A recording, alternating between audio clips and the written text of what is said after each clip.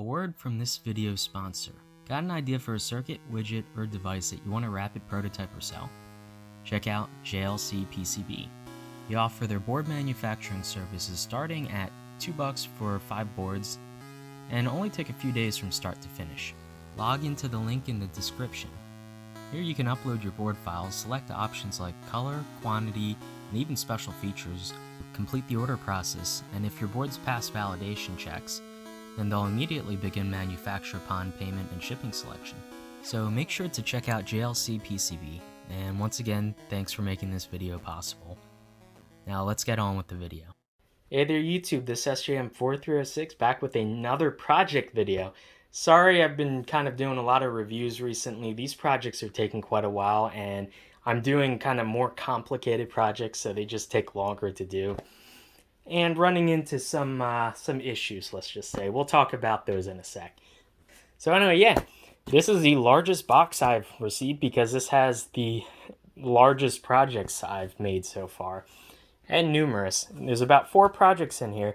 We're going to take a look at 2 of them today because the other 2 I've kind of hit some roadblocks on, if I'm being honest. But yeah, the 2 that I actually have built up, I guess we'll go on the first one. I posted a video to my the community tab on my channel of this little OLED screen. It's actually upside down, and this was a project that I've been working on for a little while. It's basically a VU meter, and I did a video quite a while ago on simulating like an analog VU meter on a digital screen with like analog physics. And that's one of the modes this does. The other one is I've recently been playing around a lot with FFT algorithms. And so one of the libraries that I found, I'll put attribution in the description below. I did not come up with the software myself. But yeah, the library that I found is pretty easy to use, so I implemented a way of running FFT on 2 of the analog inputs, left and right, so that I can make a little dancey bar music thingy. And so yeah, this is the first project. When I guess we can go to the footage of me assembling this. It's really not that complicated. I did double-side load on this guy, so I actually had to run it through the reflow process twice. And I just did the back first, and then the front has more kind of manual solder components, including like this through-hole potentiometer for the volume adjustment. And so that I had to do manually, clearly, but I ended up using hot air for the 2 channels of the amplifiers on here, one for left and one for right. And so yeah, so I guess enjoy the footage on that assembly.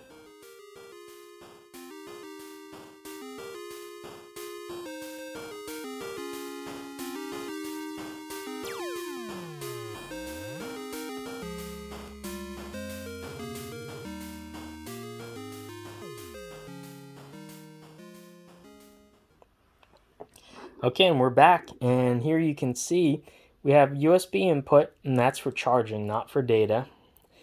We have audio input and output. It really doesn't matter which one you connect. I just labeled one in and one out, little arrows there.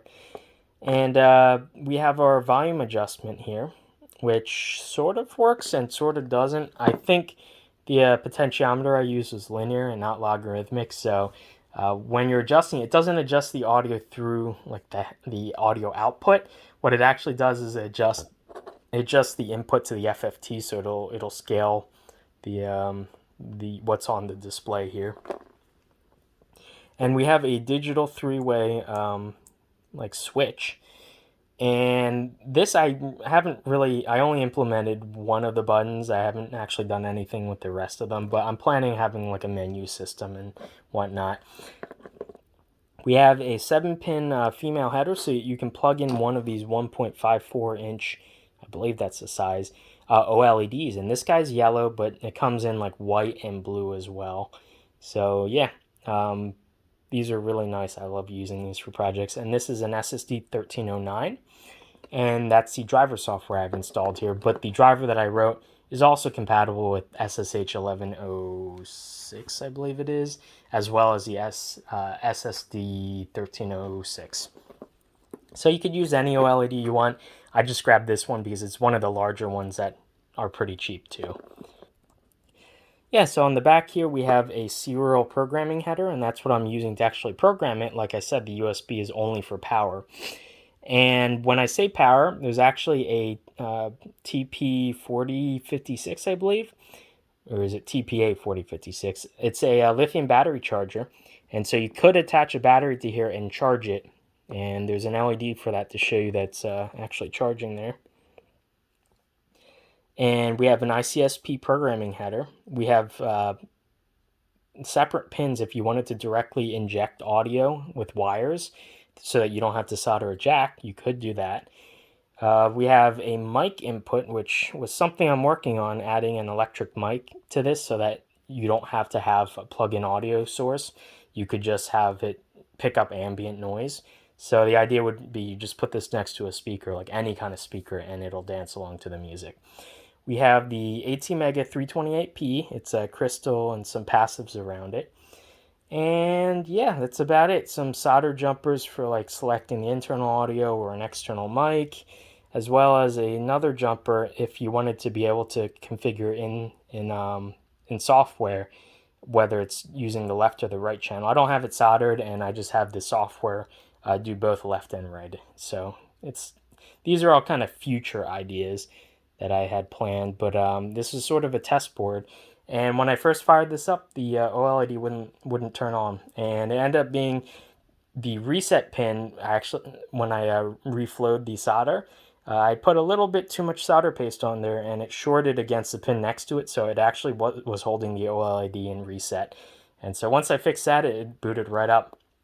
Now the software is it's not working out so great. It sort of works, but I've noticed an odd problem. I'm a digital engineer, not really analog, so analog noise and kind of stuff kind of gets me. And so the left channel, for some reason, is crystal clear. It works perfectly. It works perfectly on the display. The right channel always has some kind of buzzing or noise, and it's probably due to like some kind of EMI, either a layout issue here or something that I did wrong in the amp design or something like that. But yeah, so there's always like a little bit of buzzing on the right channel. It's kind of annoying. So I'm gonna have to actually probably go for a Rev 2 on this board at least. But yeah, let's just plug the display in, and I will grab something to actually analog audio into this, and we'll give this a quick demo. Okay, so I have an MP3 player. I'm just gonna plug it in here, and I just realized I'm going to need a little speaker, otherwise you guys can't hear it either. Okay, so I have a power bank. I power this little guy up. Other way. There we go. So we're in the FFT mode here. You can see it's dancing around a little bit, probably because there's noise. And I'm going to start playing this.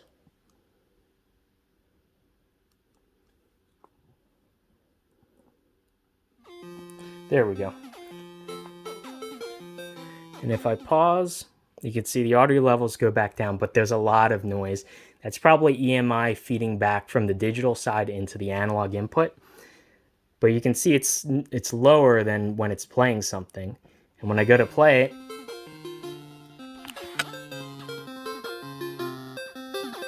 and I can adjust the volume little wheel thing up here. And it does adjust it a little bit, but it's very non-linear. So that's the first mode. If I pull up on the digital switch on the back, it'll switch into this sort of analog needle mode. And so let's just see. Turn this volume down.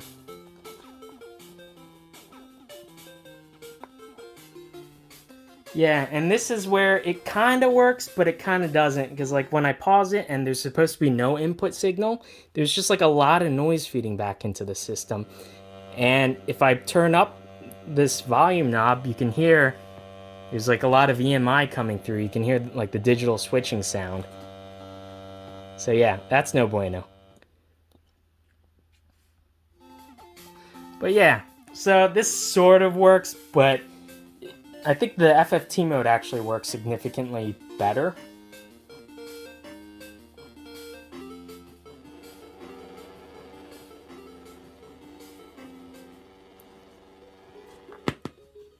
Ah, there we go.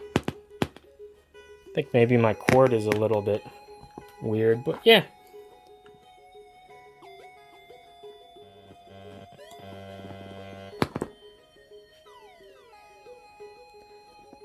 Let's see if I turn down.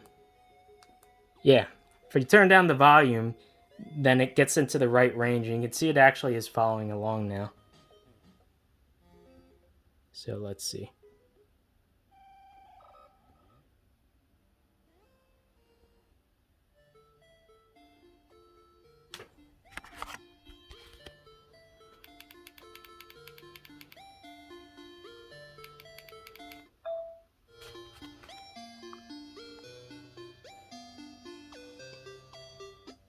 So yeah. So if I pause now you can see the needle goes down, but it does jitter quite a bit, so there's definitely some noise issue I'm dealing with.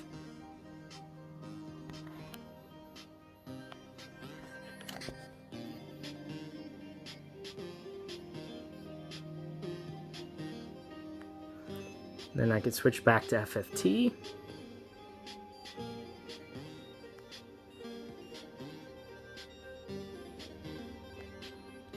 So yeah, we're gonna pause that. And it more or less works. It's a little bit janky. So yeah, I'm not the best like analog designer, so there's definitely probably would have helped if I separated the like digital and analog grounds and did all that sort of stuff. I did not. I just sort of threw this together. I wanted to get a prototype together so I can test software. So yeah, this is something, I don't consider this like actually functional yet. There's a lot of work that needs to go into this. So this is a first prototype. It's good enough as like a proof of concept of what my idea of like a little kind of VU meter sort of doohickey would look like and be assembled. But yeah, I don't know. I kind of consider this a bit of a failure. But yeah, so there's that. Not everything always goes the way that you want when you're designing stuff. And my second project, which is actually working significantly better, is this guy. You might notice, well, maybe you will, this is actually a VCR head that I designed like a cap that fits into so that you can use it as like a scroll wheel. And it has a really nice, because it has like a motor, a magnet and coil in the bottom here. It has like very nice like kind of clickiness to it. It's really satisfying. And you could flick it and it'll spin for quite a while. And I designed a mount so that it screws into there and it holds it into kind of this square footprint. And yeah, and on the bottom you'll notice a 3D printed cap with a magnet that I glued in there. And the reason I did that is I have an AS5600, it's like a magnetic angle sensor. And it's this little chip right in here. It's just an 8-pin chip. It's I2C addressable, so I'm talking to it via I2C from the processor. The processor is an 18 mega 32U4, so it's the same chip I use for all my USB, like kind of USB control things, because it has native USB. So here you can see I can actually use this to emulate like a keyboard or a mouse. And that's exactly what I'm doing. So when you're scrolling on here, I can actually send key commands for like scroll up and down. So, and I can configure this. I added a switch, so like a key input, so that I can have it toggle and change what key commands it sends as you turn the physical wheel. We have an ICSP header here. We have a actually, what is I added a connector and I didn't label it, so I have no idea what that is. It's weird. Anyway, that's something that I forget what I did. I'm calling this the Mag Encoder version 1.0. There's a LED here, which the controller can turn on and off at will, and 8 of these WS2812 LEDs. Now, let me tell you a story. I have many of the 4-pin variants, but I forgot that I had the 4-pin variants. I thought I had the 6-pin, so I used the footprint for the 6-pin and then realized I didn't have the right LEDs once I had this in hand.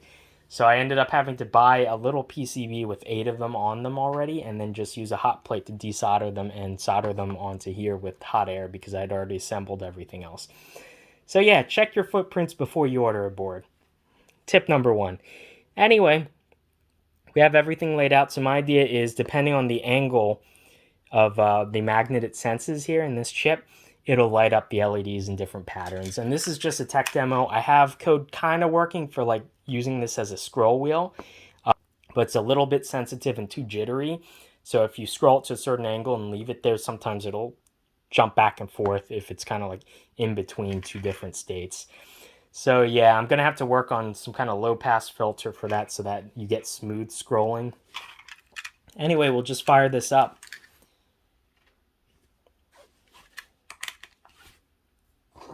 There we go.